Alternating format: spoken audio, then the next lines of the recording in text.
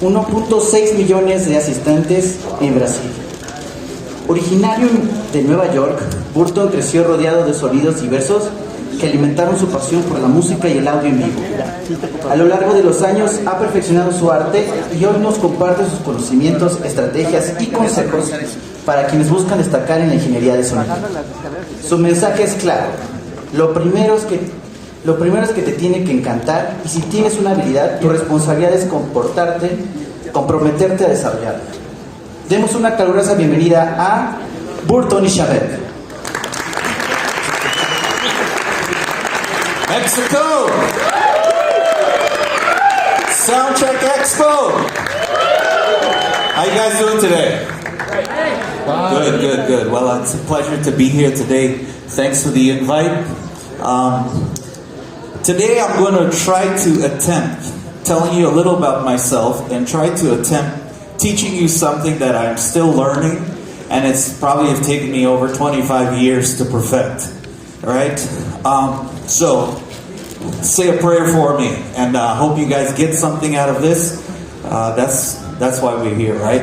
A little about myself. My name is Burton Ishmael, and I've toured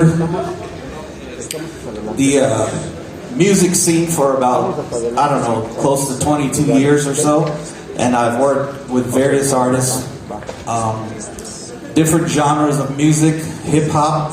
How many of you know the hip-hop star Nas? Okay, good. How about Big Sean? All right. How about an R&B singer, Miguel, who's, I think, half Mexican? No? Come on. All right. He's got a couple of hits also in the R&B world. But my career went on, and I started to mix for Post Malone, and right after Post Malone, I was asked to mix the Madonna World Tour, the last one she did. So that was quite an experience. Learned a lot, did a lot of different things, and then one of the really nice things that happened at the end of the tour was obviously the famous concert we did in Rio. Anybody heard about that one? All right, cool. So that's a little about myself. So, oh, they got that picture up. All right. Let me start today, right? And I'm going to try to teach you what's worked for me in my life and in my method. 5 key things. How many of you are sound engineers in here, like live? How many of you just hanging out with a live sound engineer? All right. How many of you are aspiring to be a live sound engineer? No, be a doctor. Do something else. All right. But I'm going to share with you 5 key things that I think every live sound engineer should master to the best of their ability. How many of you, when you go up to mix as a live sound engineer, you find yourself what I call fighting a mix? You're always trying to get a balance. You're like, why is this changing all the time in my life? How many of you experience that? Is it just me? We all do, right? So wouldn't it be cool if we can develop a method or a workflow in what can give us consistency as much as possible? How many of you want to learn about that today? All right, good. So I'm going to give you 5 tools for live sound. First tool we use, prediction software. How many of you are familiar with prediction software? All right. Some examples. I know I see some acoustic speakers up there. Sound Vision is their product, and I know D&B has another one, and so forth, right? If you want to know the one that I use, now it's called Ease, not Ease Focus, but Ease. Okay, and you can do a search for that. But that one allows me to predict what the speaker system is doing, as well as what the room or whatever the acoustic influence of the sound system is also what the acoustic parameters of the room is doing on the sound system. So I use E's. So if you want to write that down, make a note of that. E, A, S, E. All right. So prediction software. Then we got System FFT Analyzer, which is just a fancy way to say, an analyzer, right? The one that I use, and I've been using it, I think since 2006 or 2002. But it was first made by JBL, and the first one was called JBL Smart. How many of you knew that JBL had a part to do with that program? Maybe that's how old I am. Right? But JBL Smart from version 1. But I use Smart, and I think they're at version 9 now. Right? So an analyzer software. So far we got a prediction software, we got an analyzer software, then a proper mix approach. Okay? And how you go about building a mix for live sound or building a mix for the studio, whichever one you want to do. But a proper approach in mixing is needed. Also, in today's world, we're now able to do multi-tracks. How many of you guys do multi-tracks on your bands or whatever the case is? Maybe you're in churches or whatever. Do you find that to be a useful tool? I can't hear you. Okay, I know that it has changed my life when it comes to live mixing. Because, in live mixing, it's either you're working on a Friday and a Saturday night, or if you're in a church, you're only mixing on a Sunday. But during the week, you're looking at all these YouTube little tips and tricks, and you can't wait to try it. Right? You go and you try, and you're like, man, it didn't work. How's this person getting it to work? Anybody experience that? All the time, right? But ever since multi-track recording came in, you and I now are able to do something that is very valuable in the life of a mixer. And that is, we are now able to practice our craft. So we no longer have to wait until the show, wait until the gig, wait until the event. We can sit and practice and learn. Just like any other musician. We can play our piano, play our guitar, whatever the case is. Now you and I can take a DAW. We don't need to have an expensive console. We don't need to have anything of the sort. If you have a computer, you download some multi-tracks and you learn how to balance. So that's useful now, right? And that has changed my game, because when you work in a lot of arenas, right? What you may do tonight may not carry through tomorrow, right? So you have to figure out how to create this consistency. But having the ability to play the band back when the band's not there is a really, really valuable tool, okay? While I'm at this, I'm going to share a tip with you. You guys mind if I share a tip? Okay, if you mix in very reverberant environments, and you mix in like arenas, right? And you have multi-track recording sessions, you know what's a good thing to do? What I do sometimes on my mastering channel, I'll create an environment. I'll put reverb on it. I'll change the EQs up and stuff like that, so it can sort of kind of mimic the environment, and I will mix into that to see how it sounds, so that when I get into these arenas with all the reverb and all the slapback and all of that stuff, I kind of, I'm better prepared. All right, was that a good tip? All right. And finally, the fifth tool is your ears, your hearing. All right?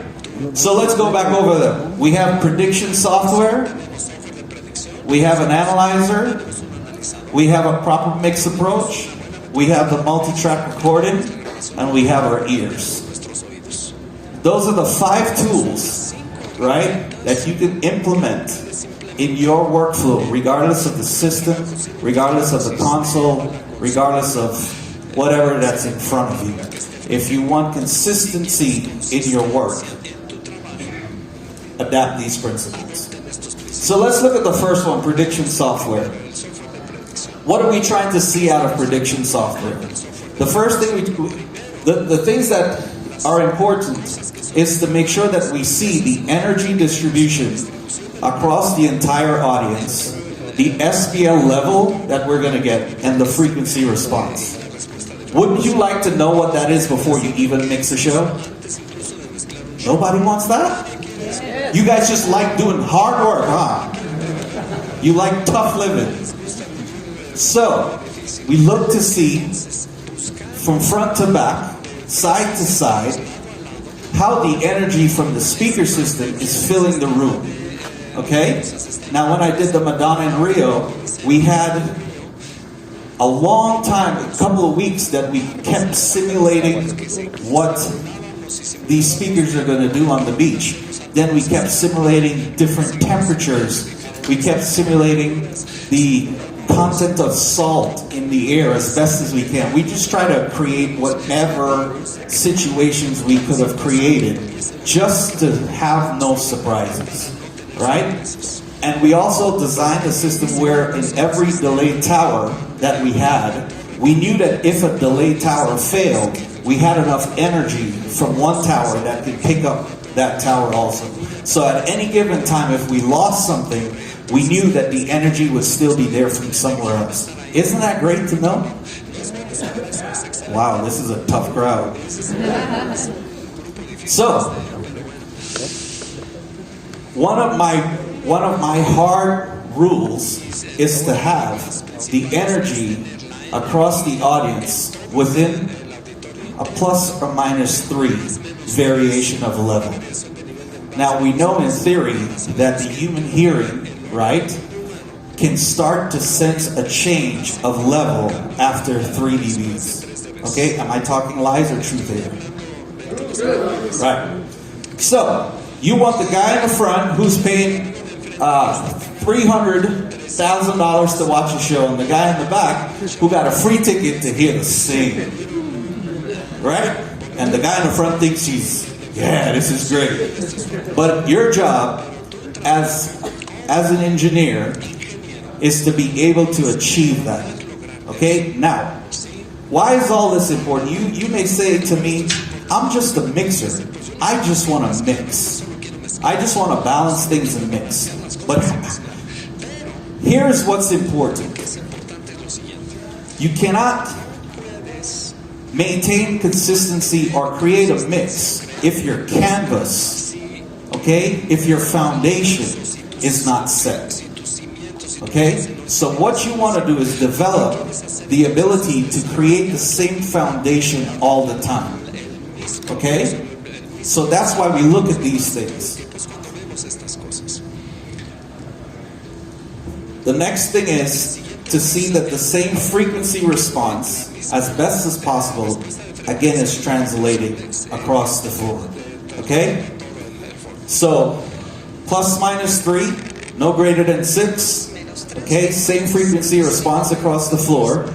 And then, you want to do something called establishing a target curve. How many of you ever heard that term? Target curve. Okay. A target curve is a simple representation on an analyzer of the final balance of your sound system. Okay? It shows the frequency response, and it shows your interaction between the level of maybe your subwoofer and your top boxes, right? So you want to establish a target curve. Some prediction software allows you to kind of put that parameter in, and you can bend how you point the speakers and the interaction of the speakers and the EQ points and everything to create that target curve. Okay? So you want to be able to do that also, right? And then you want to see the SPL of your sound system. Is it going to be loud enough? Right? Is it going to give you all the horsepower you need? I try to almost maintain a 6 dB of headroom, if possible. Okay, and I know that's a lot. You might say 6 is not a lot, but 6 is a lot. Okay, for example, let's say we had a 10,000 watt amplifier. What's 3 dBs above 10,000 watts? It's a double, right? With me? So imagine what 6 is. And that's a lot of money for that amplifier. Right? So, energy distribution across the area, the SPL, and the frequency response. Those are the things you're looking for in prediction software. Right? Now, going back to saying, I'm just a mixer. Why is this important? What if you came to mix a show, you walked up to the console, and then your mix position is not represented elsewhere? Right? So you want to know what's going on in the room. And I have an example for you here. This is just a column speaker, and this is by no means saying anything bad or good about this product. This is just an example. But for example, we came to a small room, and we had a left and right of this. Right? And you're like, okay, the mix position is maybe in the middle or off to the side. Wouldn't it be useful to know how this unit throws sound? Or do you want to find out the hard way? So how many people want to know? How many people want to find out the hard way? Okay, good. Nobody. Now watch this. I've put this in a prediction software, and now we'll see the pattern of how it throws sound. Isn't that interesting? So you have your right and you have your left. And this is done at 4K and 3 octaves. 4K is the center, 3 octaves on each side. So imagine if you got this job and somebody put you in the corner to mix over here. That's not good, right? Or over here. Or maybe there. Or maybe off the side. Now we know you've probably had enough experience of knowing these positions and what's going to happen. But imagine you got called for a job and you say, hey, what are we using? Where's it at? Now you can stay at home and you can start to say, hey, you know what? Now I understand what the room might do. Isn't that useful? Right? So this is what I do. So imagine you're here. Say, for example, in this color region, right? Say it's maybe 89, but up here, it's 96, right? So that's almost 7 dB of difference. Does that meet my criteria of the plus minus 3? No. So if this was a walk-around situation, everybody's going to go there and be like, man, that's loud up there. And then they'll come back over here, right?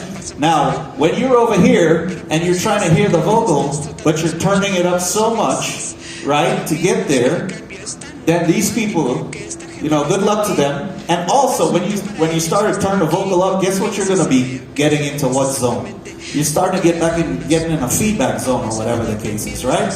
So, this is why it's useful, so that you can see what your speaker system is doing. So you don't want to walk into situations where it's just blind and you don't to mix. Alright? Now, what happens now if you don't have prediction software? What are you going to do? Okay, which brings me to the next section.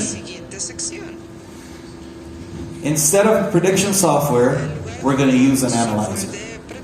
Okay? So we weren't able to predict, but we're going to use an analyzer and we're going to do some room investigation. Okay? What are we looking for when we use an analyzer? Well, if we had the luxury, if we were able to use prediction software, we can confirm that whatever we saw in the software is truly live, right?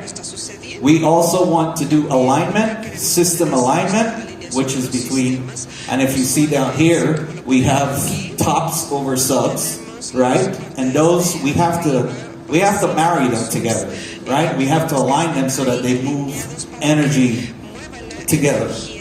And we can also put on this, the analyzer, a target curve, And here's a little Burton secret. See that green line?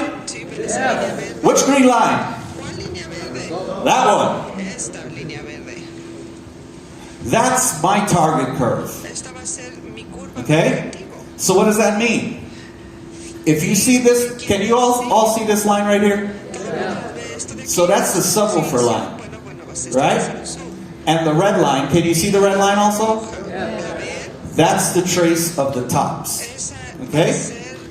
Now, in simple level balancing, now for example, if I had, let me get this here for you. Try to move. See how I'm moving that?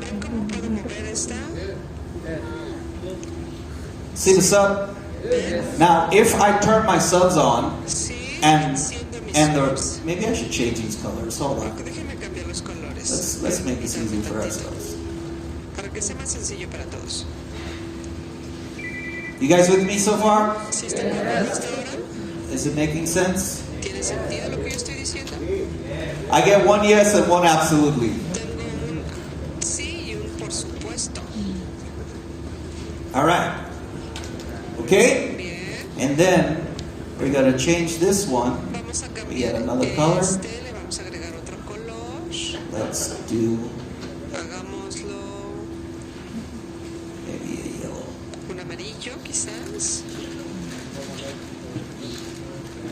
I was going to try to do the Mexico colors, but it didn't work.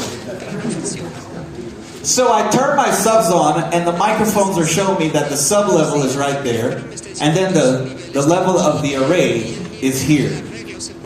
Right away I can spot an imbalance of what I would be looking for. And this is, so if I wanted to tune it flat, which is this white line across, I could have done that.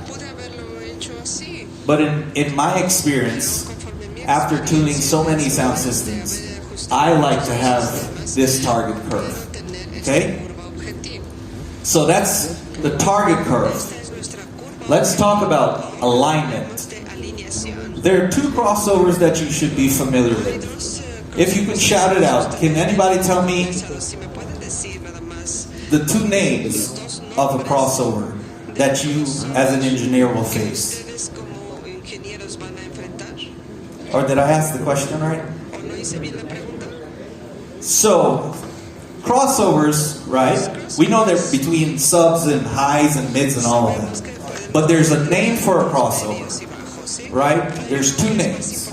Now you have, I'm not talking if it's digital or analog. There's specific names. Okay, maybe I'm not asking right, so I'll just tell you. There's something called an electronic crossover. Okay? And the electronic crossover, one of its primary jobs is for driver protection. Okay? So now, lots of times we just think that, hey, this unit is 80 hertz, its crossover at 80 hertz, we must align the system at 80 hertz.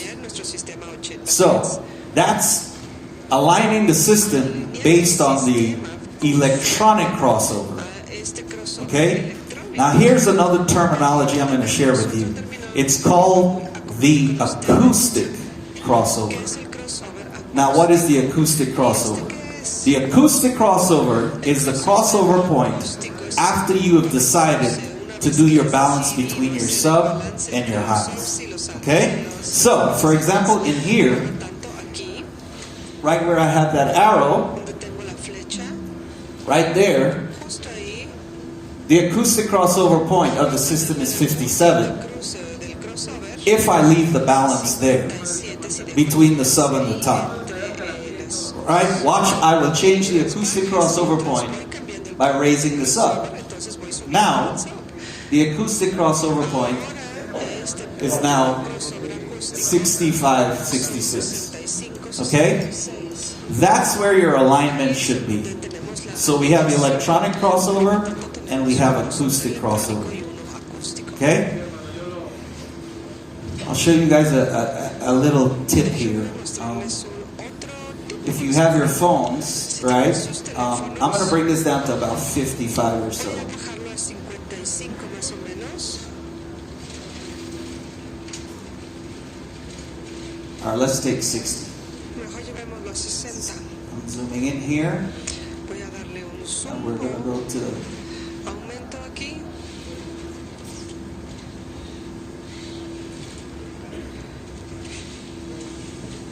let's say we were doing it at 50. If you want to write down this formula, okay?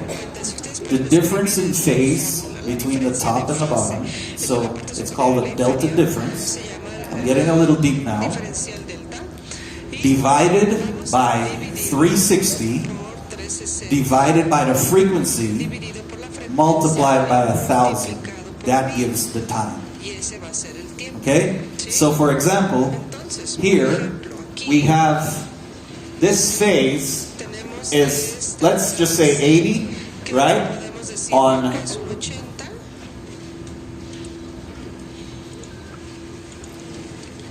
I don't think you guys can see Creo que no the alcanzan a cursor ver. there, but the green where it says 0 up there is this green line. Okay? That's in 0 phase. Everybody follow along? Right, so that's the 0 phase, right? Now we're gonna go. We're gonna flip it, and now we're on 46 degrees, which is this white line. Okay? And then we're gonna go Y posteriormente vamos to 79, which is the yellow line. Okay? That's what the colors represent. So the difference, what was it, 49? la diferencia. So 49 and 46. So what's the difference if we do the math? ¿Cuál sería la diferencia si hacemos los cálculos matemáticos? 49 and 79. Let's just say 80. 49, digamos 80. What's the difference? 31 degrees. Is that right? Sí. Right? Si está bien, You can check your phone if you want. I know we just run sound. We don't do math. So now we have 30 degrees difference. Okay, follow along on your phone with me if you want. síganme si quieren con su teléfono. So 80 minus, what was it, 49 or 46? I'm sorry, 46. 80 minus 46. 80 menos 46. So that's what? 34? Eso son 34, sí. Okay, divided by 360. Dividido entre 360. And we're looking at a frequency of 52. Y estamos buscando. Now divide that answer by 52. Y ahora dividen esa entre 52, que es la frecuencia, Okay? Multiply that by 1,000. multiplicado por 1000. Anybody want to tell me the answer? ¿Quién me quiere decir la respuesta? 1.8. That's the magic number. And if you put in a 1.8 on the tops, those lines will come together. Entonces estas dos So that's the mathematical representation of that, right? Visually. But the point is that I'm using this target curve and I'm going to level balance my sub to match the green. And if my tops was down here, I will bring up the tops to match it. Okay? I will establish my acoustic crossover point, which is 67. Right? I will align that. This will come up in energy to match this curve. And that's my curve. Y ahí está mi curva. Okay? I'm moving fast, right? Creo que me fui muy rápido. So the analyzer is there El analizador ahí lo tenemos to do the investigation, the target curve, the acoustic crossover, tenemos el right? crossover acústico. And then the target SBL. Tenemos nuestro PS. How loud do you want to mix your show? ¿Qué tan fuerte Okay. quieren que sea el show? It's good when you have an analyzer to look at the noise floor. So when you put out your microphones, you just want to see what the room is doing.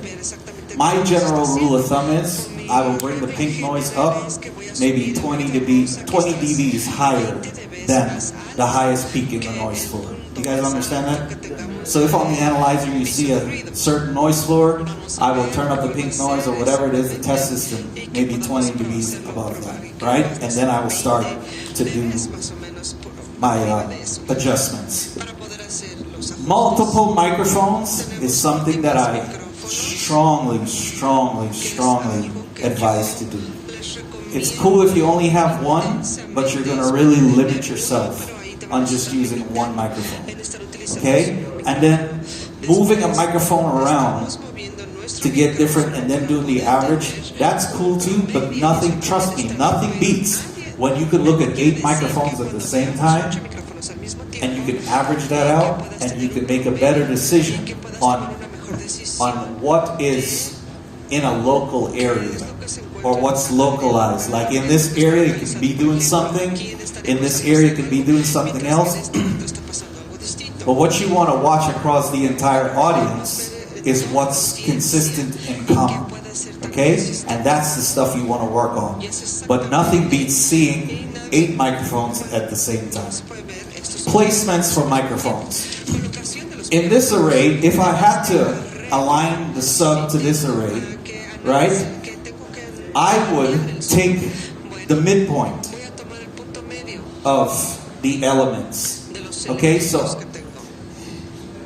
somewhere, if you watch this laser, somewhere around that stair or the first, right there, if you guys can see where all the equipment is, it's probably where I would end up putting a microphone to do an alignment, because that microphone is sitting between these elements and this element. What happens if we bring the microphone to this element? Then it can off shift the timing here. What if we put it on the floor? Then it can off shift this timing here. So this is why it's a controversial thing of where you put your microphones. In an arena, when I have the array hanging like up there, and maybe this is the sub, I will sort of come in between the two, and I will go somewhere all the way back there on that side. Sorry about the laser. But that's where I'd look to do alignments, right? Now, that will be my primary position. But remember, I have multiple microphones around, okay?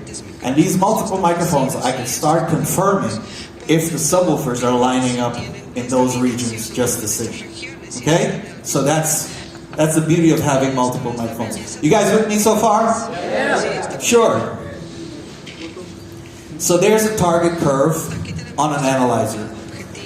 Do the research, figure out how to put it in there. It's very simple. It's not difficult at all.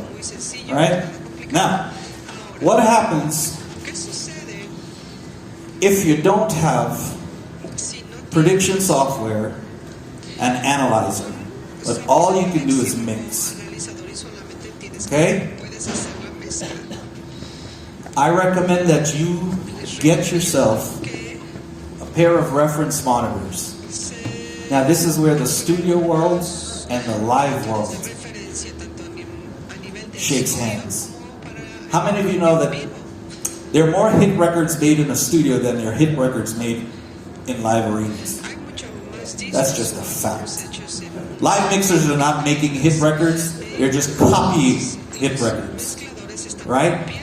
So you want to put yourself in a controlled environment if you're able to play the multi-tracks with speakers you know. Okay? My personal preference is from this company. It's called Miller & Kreisel, and I use the signal Oratone, and I'll explain to you why down the road. Right? But that's what I use. So, we don't have prediction software. We don't have an analyzer.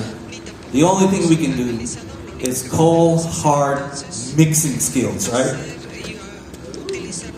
You guys are not excited for that?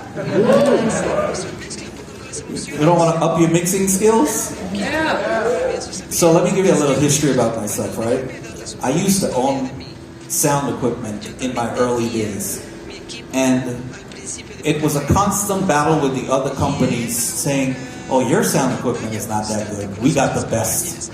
And it used to bother me like, oh man, maybe I don't have good sound. Maybe I don't have good quality speakers.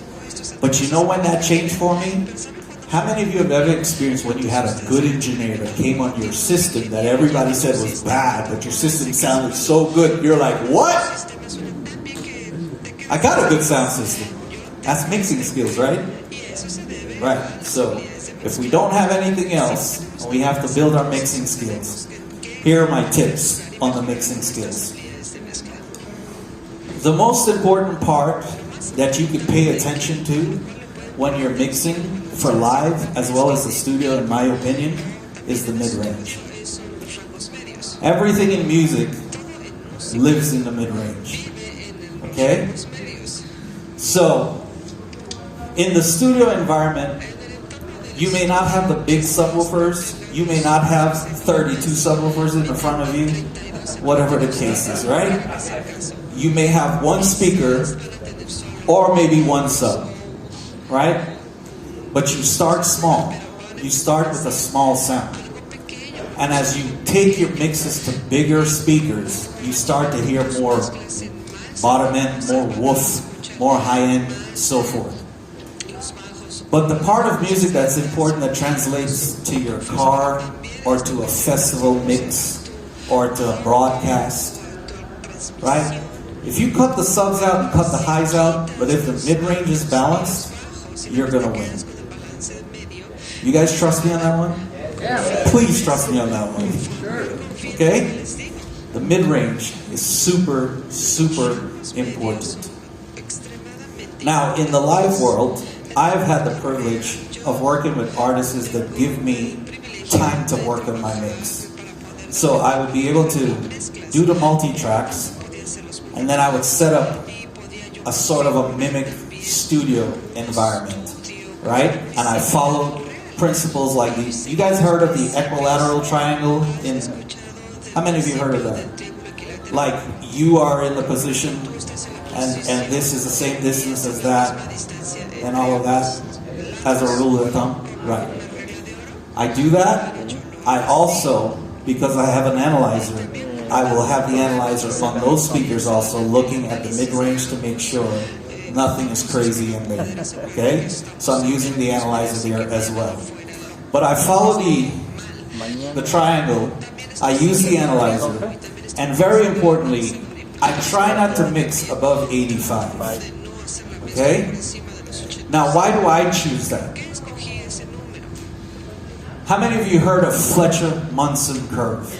The equal loudness contour. Wow, we have some good students in here. Around the 85 dB is where your hearing is kind of balanced between lows and highs, right? So because you're making these decisions that you're going to want to translate throughout, you're going to want to make them there. If you listen to music softer, what happens is the low end and the high end goes down. And you're sort of creating a high pass and a low pass in your mind. That's why when you play it low, you may have to bring up the bass, right? As you start to play it louder, your hearing goes into protection and compression, and your brain now naturally starts to lower lows and lower the highs. Did you know that you did that? Good, Mexico. You got that. Your hearing is, the first thing for your hearing is a defense mechanism. It's not for you to mix music or create great records. It's for you to survive. So things that exist in this world, right? They exist mostly in the mid-range, and your hearing is there for you to hear if there's a car coming behind you, or if there's a lion chasing you behind you, you can sort of tell where it's coming from, right? Because it's a defense mechanism. Now, it comes to this part here. I try to build my mix balance between 150 and 6K. Okay? That's the mid-range I pay attention to. So you may walk into a gig Friday night and you're like, okay, band starts to play. Subwoofers are on, everything is on. My advice to you is take the subs out the question. Take it out the scenario. Add this high pass and low pass. And start to have everything from the band represented in that region. Now, what's going to make you a better mixer? For example, if the kick drum, you don't hear it strong enough, okay? And you turn it up, and it's still not strong enough, then guess what? You have to now learn different tools. Maybe saturation, maybe compression. Maybe you're going to start to figure out how to build density in a sound. You know, so start adding harmonics to like bass guitars or kick drums or whatever it is that sits low in the register that's chopped out. So now you start to learn different things and how to get it to represent itself in the mix. Okay? So, that is a very, very crucial area that I check. And if you can, check your mixes in there. Make sure that everything is represented there. And that's going to be one other thing that guarantees or puts you in a better position for your mix to be consistent and to translate from a car to a festival broadcast, right? Or a phone, whatever the case is. That's the region that things are really in, okay? So now you check your mix at low, high and low level for a preferred balance, okay? Bring your mix down low so that you can hear everything. Bring your mix up so you make sure, nothing is overpowered. So that's two techniques. High pass, low pass. Mix is done at a low level. Mix is done at a high level. Two techniques there, right? After your balance is established, you can release the filters, the high pass and low pass. Now when you release the filters, the subwoofers are going to kick in. The 32 subwoofers are going to just come at you, boom.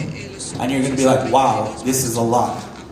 What I do very quickly to tame that is that I also have a low shelf and a high shelf engaged. So when I release those filters, I can always reach for a low shelf and tame it down, work on it, high shelf, bring it up or down, and then work on it after.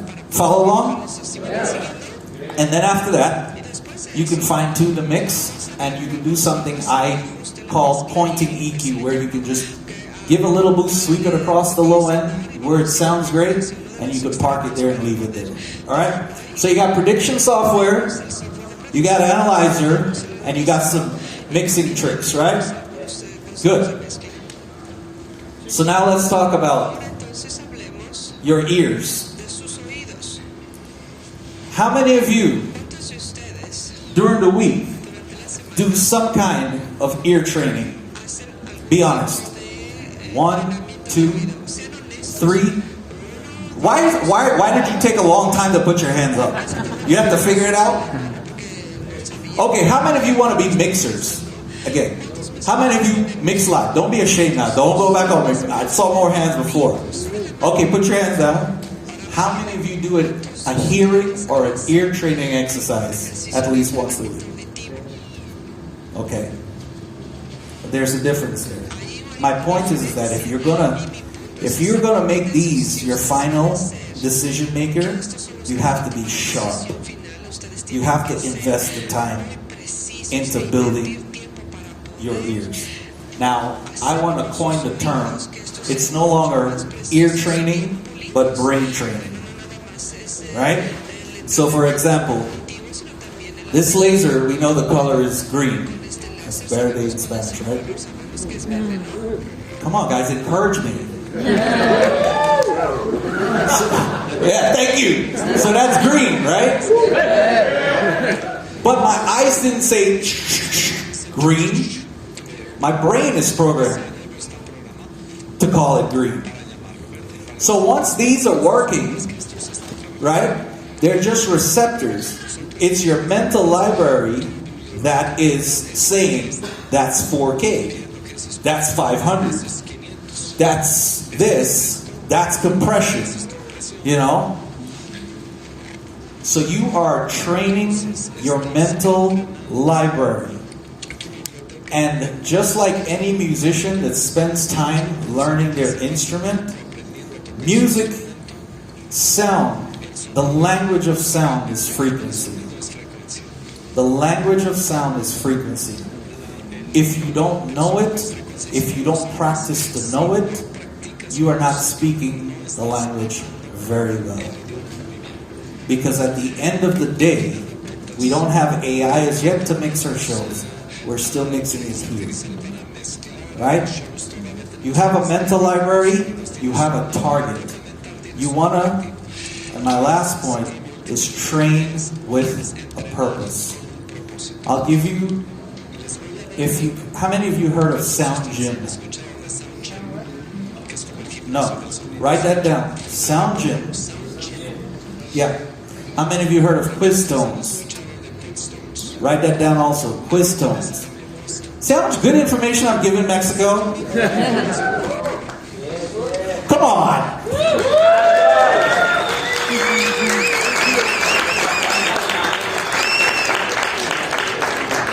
So sound gym, and I'm not getting any promotions or any pay for this, but you can use that, and it's got tons of exercises that you can go through daily, and it's as you pass every level, you get rewarded. Now you're on level 2, now you're on level 3, and you start to think of yourself as, yes, I'm a good engineer, I got great hearing, and now I can mix. All right? Quiz tones, you could put it on your phone, right? And you could put it on your, iPods or whatever you listen to, and you can just listen to examples, and it'll tell you, hey, where's this boost? Where's this? So you can walk up instantly to something, and you can pull it out, right? So that's training with a purpose. Also, when it comes to mixing music, me personally, I spend about 80% of my time on the faders. Most of my time is spent listening and moving faders. Now, this has happened for 2 reasons. I've learned that it's a great approach, but also when I started in audio and the mixers I was working on, they didn't have compressors on the channel. They didn't have more than 3 EQ knobs. Sometimes it's just highs and lows, right? It didn't have all the bells and whistles. So what was most important is that the level relationship with things created a song. In the early broadcast days, engineers were called balancing engineers. Now I work in NBC now, I mix Saturday Night Live. How many of you know that show? And I mix Jimmy Fallon. Right? Oh, you know that one too. There are pictures along the wall of when it first started, and you would see guys with just knobs, and they're keenly listening to levels. Because in television, you don't have the dynamic range as you do in the live world. In the live world, you get away with murder. Because something happens now, the song goes on, nobody cares, nobody knows. Watch this now. In TV, if somebody starts to talk and they're 10 dBs louder than I can, instantly bring it down. At home, you're going to be like, whoa, that happened. You don't really hear that much in live. Yes, you do, but in TV, you have to do subtle changes because the one thing you're trying to do is not have somebody reach for their remote and constantly have to be the sound guy at their house. Turn it up, turn it down, turn it up, turn it down. In the real world, the dynamic range is so great that if the snare goes boom in this part and the next part is not, who cares? It just, whatever, we move on. In broadcast world, we don't have that luxury, so we have a very small window, right? And it comes back to level balancing. Level balancing. So 80% of my time is spent on the faders, then I move to the pan, move things left and right, and then I move to equalizers. Now, we know that sound exists in 3 dimensions, right? There is space around us. There's that. The 3 basic tools that you have in the 3-dimensional world is the fader that moves things back and forth. That's the gain. The equalizer that moves things from low to high. That's why it's named that way. And the pan that moves things from left to right. Okay? You have 3. So I spend a lot of time placing things in the mix, putting it in its own position, right? So that the mix doesn't fight against itself. Now when the mix is completely balanced and I'm happy with it, guess what I do? I go back, I spend time on the prediction software, I spend time on tuning the room, the mix is already done. I know that the mix is built, it's balanced, it can translate in a festival, it can translate to TV, it can translate to your phone, it can translate to a recording. See the magic? Make sense? So you train with a purpose, right? All right.